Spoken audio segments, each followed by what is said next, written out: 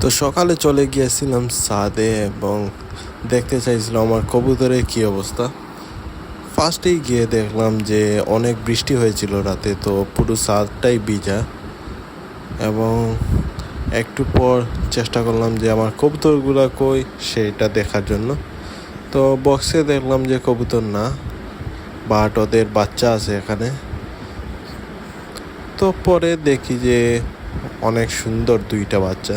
তো আমি ট্রাই করলাম যে ওদেরকে কাছ থেকে দেখার জন্য, তো মাশাল্লাহ। এবং পরে দেখি যে ঘরের ভিতর দুইটা বাচ্চা পাখি, এগুলা নতুন নতুন বড় হয়েছে এবং ডিমও দিতেছে। তো আমি উপরে উঠে এই বক্সে দেখার চেষ্টা করলাম, তো দেখলাম যে ওদের দুইটা বাচ্চা আছে এবং মাশাল্লাহ আবারও ডিমও দিয়েছে। তো এই পেয়ারটা অনেক ভালো, কারণ ওরা সব সময় দুইটা করে বাচ্চা করে। বাট এই পেয়ারটা, এই গিরিবাজ পেয়ারটা প্রতিবারই দুইটা ডিম দেয়, কিন্তু বেশিরভাগ টাইমে ডিম নষ্ট করে ফেলে।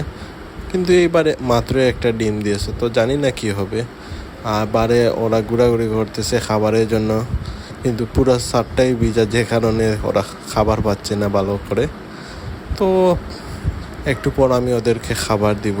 তো মাশাল্লাহ এই দুইটা কিন্তু অনেক ভালো পেয়ার, এগুলা অনেক ডিম বাচ্চা করতেছে। তো